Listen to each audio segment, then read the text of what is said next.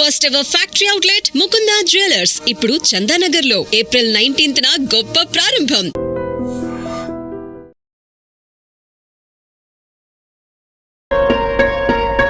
Good morning. ఓ మీరా? Good morning. వీడు మా తమ్ముడండి. మీ తమ్ముడా? అన్నకు తగ్గ తమ్ముడే. అందుకేనండి వీడి గురించి మీతో మాట్లాడటానికి వచ్చాను. ఏమిటది? వీడిని బెంచీ మీద నిలబెట్టారట. అధిక ప్రసంగం చేస్తే నిలబెట్టాను. అయితే వీడు చెప్పింది తప్పంటారా? మీరు కాదంటారా? కాదని చెప్పి మిమ్మల్ని ఒప్పించడానికే వచ్చాను. చెడు జరుగుతుందని చెప్పినా వినకుండా, అధర్మం జరుగుతుందని తెలిసినా చూడకుండా, అన్యాయం అని అక్రమం అని అర్థమైనా నోరెత్తకుండా, కళ్ళు చెవులు నోరు మూసుకుని బ్రతికే బ్రతుకు కాదు. విను చూడు, విన్నది కన్నది నువ్వు నమ్మింది ధైర్యంగా గొంతెత్తి చాటు అని చెప్పడమే బాబూజీ ఉద్దేశం. కాదంటారా? గుడ్. బాపూజీ ఉద్దేశం అదైనా కాకపోయినా మీరు చేసిన వ్యాఖ్యానానికి మిమ్మల్ని మెచ్చుకోక తప్పదు. ఇంతవరకు ఎవరు చెప్పని నిర్వచనం మీరు చెప్పినందుకు నా థ్యాంక్స్. టీచర్, థ్యాంక్స్ చెప్పాల్సి మా అన్నయ్య కదా నాకు. ఓహో, థ్యాంక్ యూ. వెల్కమ్. మీరెంతవరకు చదువుకున్నారు? ఎంఎల్ అంటే మాస్టర్ ఆఫ్ లైఫ్. ఏ యూనివర్సిటీలో? యూ యూనివర్సిటీలో. యూ యూనివర్సిటీలోనా? అదేనండి, యూనివర్సల్ యూనివర్సిటీ. ఈ విశాల విశ్వం అనే యూనివర్సిటీలో. సబ్జెక్ట్ ఏంటో? జీవితం. స్పెషలైజ్ చేసింది మనుషులను అర్థం చేసుకోవటం. మనుషులు దాకా వెళ్ళలేదా? ప్రస్తుతం అదే స్టడీ చేస్తున్నా. టైం అయిపోయింది, వస్తానండి. Good morning to everybody. I'm G Murari. Good morning. Can I sit here? yes, take your seat. Thank you. మీరు ఎంఏ గోల్డ్ మెడలిస్ట్. మీరు డిగ్రీ తీసుకుని 3 ఏళ్ళు అయింది. ఇన్నాళ్ళు ఏం చేస్తున్నారు? ఏడుపు వస్తే ఏడుస్తున్నాను, నవ్వు వస్తే నవ్వుతున్నాను. పట్టు వదలని విక్రమార్కుల్లా ఉద్యోగ ప్రయత్నం చేస్తూనే ఉన్నాను. ఇక అడగండి సార్ మీ భేతాళ ప్రశ్నలు. భూమి గుండ్రంగా ఉందని రుజువేంటి? 1980లో ఇదే ఆఫీస్కు నేను మేనేజర్ పోస్ట్ కోసం ఇంటర్వ్యూకి వచ్చాను. 1981లో ఇదే ఆఫీస్కి ఎల్డీసీ పోస్ట్ కోసం ఇంటర్వ్యూకి వచ్చాను. ఇప్పుడు ప్యూన్ పోస్ట్ కోసం వచ్చాను. ఇంతకంటే భూమి గుండ్రంగా ఉందని చెప్పడానికి రుజువు ఏమిటి sir? Mister G Murari, MA gold medalist. మేము ఇచ్చే ఉద్యోగానికి కావాల్సిందే నీ సమాధానాలు కావు, ఆ కాగితం ముక్క మీద ఉన్న డిగ్రీ కాదు, 100 రూపాయలు విలువ చేసే గోల్డ్ మెడల్ కాదు. ఈ క్షణంలో 10,000 రూపాయలు ఇక్కడ పెట్టు, క్షణంలో ఈ ఉద్యోగం నీదవుతుంది. సిగ్గులేదు ఆ మాట అంటానికి? పవిత్రమైన భారతదేశంలో పుట్టి ఆపవయ ఉపన్యాసాలు. డబ్బు పట్టుకురా, ఉద్యోగం తీసుకెళ్ళు. దేశాన్ని నా అభిమానాన్ని ఇలా అవమానిస్తారా?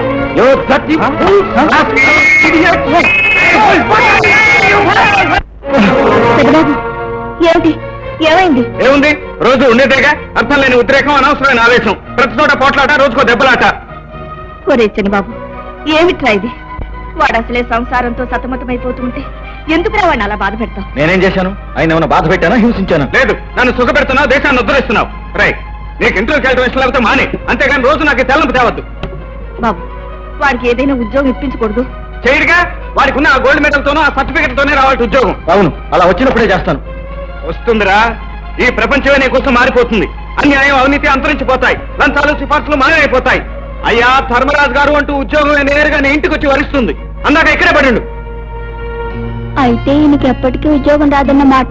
ఇంట్లోనే కూర్చోవాలి. మనకి వ్యతిరేకంగా సాక్ష్యం చెబితే ప్రాణం తీసేస్తామని వార్నింగ్ పంపించాం కదా, వాడెందుకు వస్తాడు? తెలుగులోనే చెప్పారు కదండి, వాడు రాడు. వేచి చూడాలి.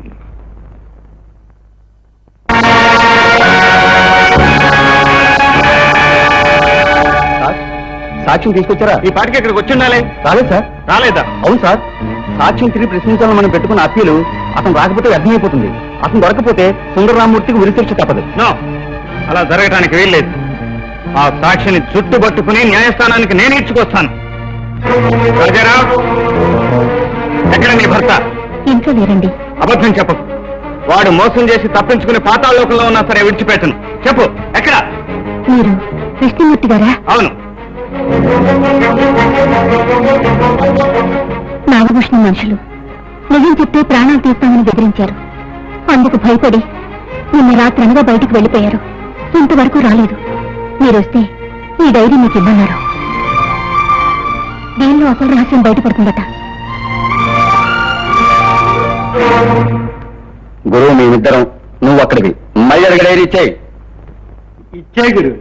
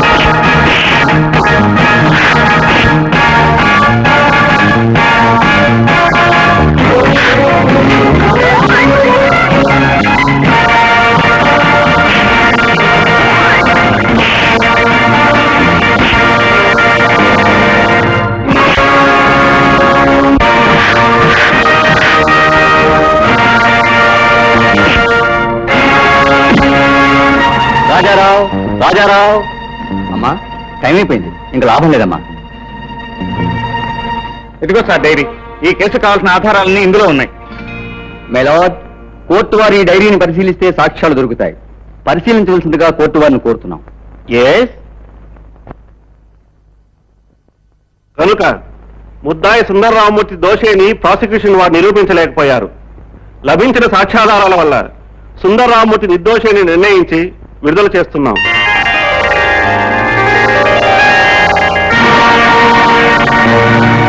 బాబు, నా ప్రాణాన్ని కాపాడి నా కుటుంబాన్ని నిలబెట్టారు బాబు. మీ మేలు ఈ జన్మలో మర్చిపోలేం బాబు. మీ ప్రాణాలు కాపాడింది రజనీదేవి గారు. మీరు కృతజ్ఞతలు చెప్పుకోవాల్సింది నాకు కాదు, వీరికి. అక్కర్లేదు బాబు, కృతజ్ఞతల కోసం మనం ఈ పని చేయలేదు. మన కంటి చూపు మేరలో ఏ నిరపరాధి శిక్షను అనుభవించడానికి వీల్లేదు. ఇది మన జీవన పోరాటంలో మొదటి మజిలీ.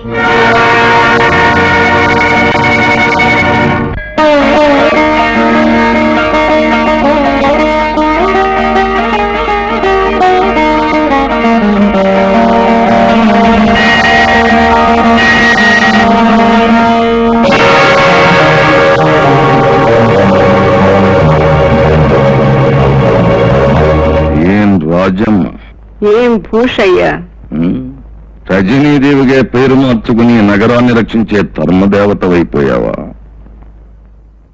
నాగభూషణ్ రావుగా పేరు మార్చుకునే అధర్మాలను నీ సొంత ఆస్తిగా చెలాయించుకోవాలనుకుంటున్నావా? అవును, తరతరాలుగా తరచి చూస్తే అధర్మాందే ఇప్పుడు పై చెయ్యి, కనుక నాదే పై చెయ్యి అని అనుకోవటం నీ మూర్ఖత్వం. అయితే చెబుతున్నాను విను. నిన్ను ఇప్పుడే ఇక్కడే పీక పిసికి చంపేయగలను. నిన్ను రక్షించగల మగవాడెవడు?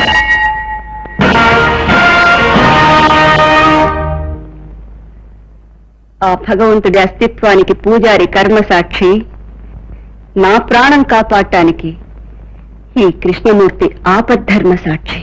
వీడా నిన్ను కాపాడగలిగేది? అటు చూడు. వేరే నాగభూషణం, అర్జునుడొక్కడే 11 అక్షోణుల సైన్యాన్ని గడగడలాడించాడు, మర్చిపోకు. అది చూస్తాను. రాయ్, దీన్ని తీసుకెళ్ళి మన కారులో పడాయంట.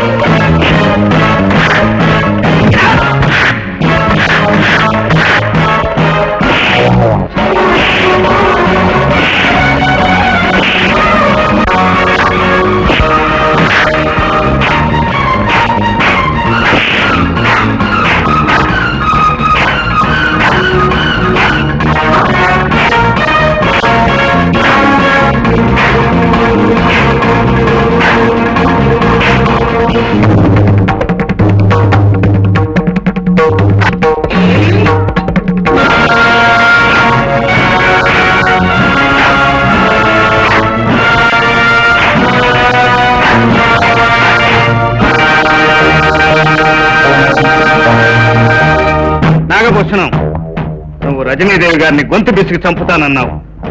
కానీ నేను నిన్ను పట్టుకోకుండానే నీ ఒంటి మీద చేయి వేయకుండానే గుండె చంపుతాను.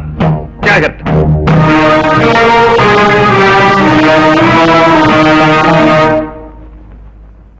గుడ్ మార్నింగ్ అన్నయ్య.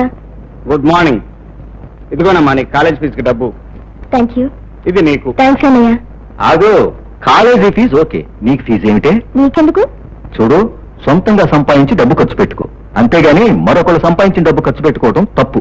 సంపాదించేది మగవాడు. ఉద్యోగం లేకుండా ఉపన్యాసాలు ఇవ్వడం గొప్పతనం కాదు. రాయ్, ఏదో అన్నావు కదా అని సరదాగా అంది. కావాలన్నదా ఏమిటి? ఇదిగో నీ ఫీజు. ఇదేమిటి? ఇంటర్వ్యూకి వెళ్తాను. ఇంటర్వ్యూకి వెళ్ళటానికి డబ్బు ఎందుకు? వెళ్ళటానికేరా? అక్కర్లేదు. మరి ఎలా వెళ్తావు? నడిచి. నడిచా? అవును, నా కాళ్ళ మీద నేను నిలబడలేకపోయినా నా కాళ్ళతో నన్ను నడిచి వెళ్ళని. చచ్చా, అలా నిరాశగా మాట్లాడకూడదురా. నువ్వు కేవలం 3 ఏళ్లుగా ఉద్యోగం కోసం తిరుగుతున్నావు. అంతకంటే ఎంతో కాలం ముందు నుంచి ఉద్యోగం దొరక తిరిగే వాళ్ళు ఎంతో మంది ఉన్నారు. ఈ రోజుల్లో బ్రతకాలంటే బ్రతుకుతో పోరాడాలి. కొందరు ఆకలితో, కొందరు కన్నీటితో, కొందరు ఆశలతో, ఇంకొందరు ఆత్మీయతతో పోరాడినప్పుడే అనుకున్నది సాధించగలరు. తెగించి ముందడుగు వేయాలి కానీ నిరాశతో వెనకడుగు వేయకూడదు. నువ్వు ఎక్కే నిచ్చెన పట్టుకోవడానికి నీ వెనక నీ అన్న ఎప్పుడూ ఉంటాడని గుర్తుంచుకో. Wish you best of luck. మంచి శకునం చూసుకుని వెళ్ళి. నేను ఎదురు చూసేది ఉద్యోగం కోసం, శకునం కాదు. ఇదిగో అమ్మా ఇంటి ఖర్చులు కొంచెం. ఈ నెల ఎక్కువ చేయడం బాబు. నా జీతం పెరిగిందమ్మా. ఈ రోజు మా అమ్మ చేత్తో బ్రహ్మాండంగా వంట చేయాలి. తమ్ముడు చెల్లె తిరిగి వచ్చేసరికి అదిరిపోవాలి. మిస్టర్ కృష్ణమూర్తి, ఇలా రండి. కూర్చోండి. వాళ్ళందరికి అన్ని తెచ్చారు, మరి నాకేం తెచ్చారు? Sorry sir. Take it. Thank you. అన్నయ్య, మరంతా ఇంటికి ఇచ్చేస్తే నీకే వద్దా? నాకు మీరు కావాలరా? మిస్టర్ కృష్ణమూర్తి, మీకు 2 లక్షలు ఇస్తాను, కావాలా? 2 లక్షల ఎక్కడేరా? నన్ను 2 లక్షలు పెట్టి ఇంజనీర్ చదువు చదివిస్తానన్నావు కదా, ఆ చదువు నేను చదవట్లేదు. ఆ 2 లక్షలు ఉంచుకో. ఇది చిన్న మనసు, పెద్ద ఆలోచనలు పెట్టుకో. అవును, నీకు పనిచ్చిన మేడం పేరేంటి? రజనీదేవి, మనందరికీ అన్నం పెట్టే దేవత.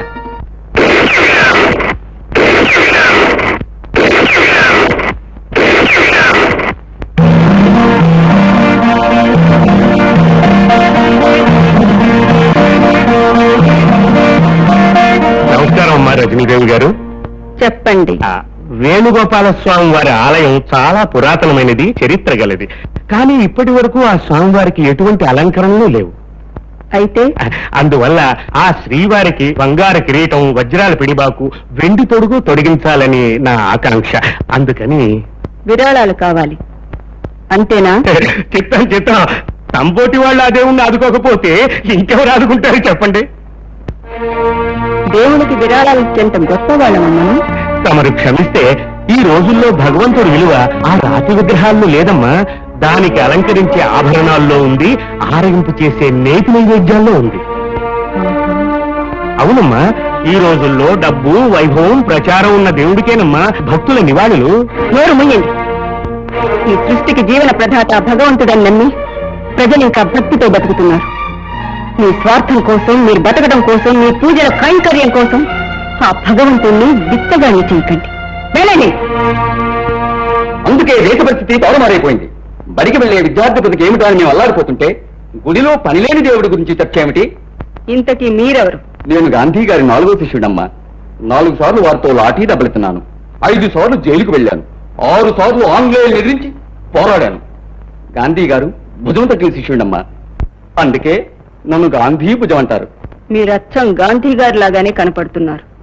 మహాత్ములు వచ్చిన పనేమిటి? ప్రజల కోరిక కాదనలేక ఈ ఊరి గాంధీ సెంటర్ లో శిలా విగ్రహ ప్రతిష్టాపన చేయాలని నిర్ణయించుకున్నాను. ఎవరిది? నాదే. మీదా? అవును. దాని మొదటి చందా మీరిచ్చారంటే దాని కింద పాలరాతి పలకం మీద మీ పేరు చెక్కించాలని నా కోరిక. మీరింత సదుద్దేశంతో ప్రజల కోరిక కాదనలేక తలపెట్టిన ఈ కార్యక్రమాన్ని నే కాదంటానా? తప్పకుండా ఇస్తాను.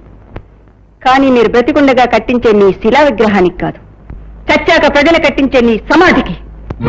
దేవుడి మీద బతుకుతున్నాడు, నీ దేశం మీద బతుకుతున్నావు. నువ్వు వచ్చి చాలాసేపు అయింది, మాకు చాలా పనులున్నాయి.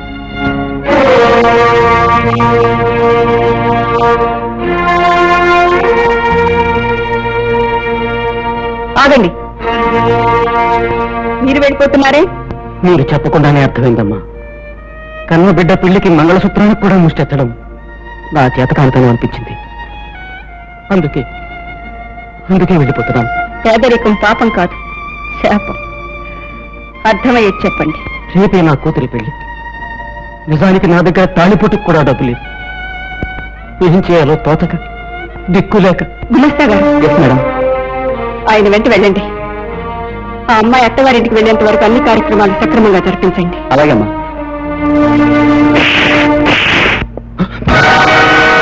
చెప్పు, కోర్టులో ఎందుకు అబద్ధం చెప్పావు?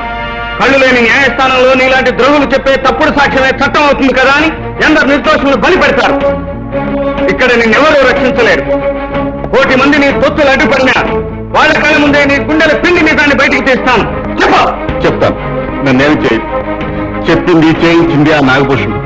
నిజానికి హత్య చేసింది రజనీదేవి గారి రైతు కాదు, ఆ నాగభూషణం మనుషులే. నేను డబ్బు కాసిపడి డబ్బు కోసం గడ్డి తినే మనిషి కంటే గడ్డి తిని బతికే పశువే మేలని ఇలాంటి వాళ్ళు నిరూపిస్తున్నారు. డబ్బు కోసం నువ్వు చెప్పిన తప్పుడు మాట ఓ అమాయకుడు జీవితాన్ని, అతన్ని నమ్ముకున్న వాళ్ళ జీవితాన్ని ఎంత నాశనం చేసిందో నీకు అర్థం కాదు. వీళ్ళకి కావాల్సింది వీళ్ళ కడుపులో నిండటమే. ఎవరు ఎలా పోతే వీళ్ళకి ప్రపంచాన్నంతా సవాలుగా చేసి దోచుకోవాలనుకునే నరరూప రాక్షసులు వీళ్ళు. వీళ్ళ నరికి పోగులు పెడితేనే తిరిగి ధర్మం 4 పాదాల మీద నడుస్తుంది. నన్నేం చేయకండి. మీరేం చెప్పమంటే చెప్తాను, మీరేం చేయమంటే చేస్తాను. నిజం. చూడు, 21వ తారీఖున నువ్వు స్వయంగా సాక్ష్యాలతో సహా కోర్టుకు రావాలి. జరిగింది జరిగినట్టు చెప్పి ఆ నిర్దోషిని విడిపించాలి. ఒకవేళ నువ్వు హాజరు కాలేదా, ఈ ప్రపంచం నుంచే నీ పాత్ర గైరు హాజరైపోతుంది. గుర్తుంచుకో. బహుశా నాగభూషణం వెనక దాగి తప్పించుకొని బ్రతుకుదామనుకుంటున్నావేమో. 7 సముద్రాల వెనక దాగిన చుట్టుపట్టుకు లాక్కొచ్చి నీ నెత్తులతో సహా నిదాన్ని కక్కిస్తాను. వెళ్ళావు. ఆగు. తారీఖెంత? 21. అదే నువ్వు బ్రతికే రోజు, మాట తప్పితే చచ్చే రోజు. వెళ్ళావు. దొరకడనుకున్న వాడిని పట్టుకు తీసుకొచ్చావు. నీకు నా అభినందనలు. యజమానులు సేవకుల రక్తం తాగే ఈ రోజుల్లో ఒక పనివాడి కోసం రక్తాన్ని చెందించడానికి కూడా సిద్ధపడిన మీకు నేను చేసిన ఈ సాయం చాలా చిన్నది.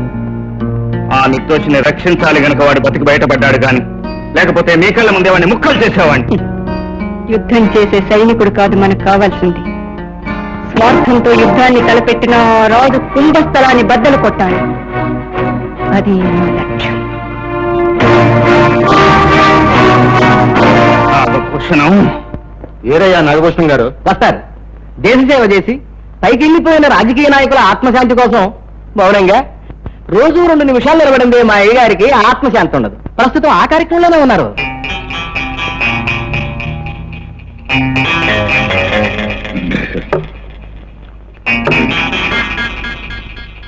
బయట పెద్దలు వచ్చి కూర్చున్నారు దర్శనం కోసం. వాళ్ళ కష్ట సుఖాలు ఎన్ని వస్తాను. మీరు మాత్రం సేవ చేయదు కానివ్వండి.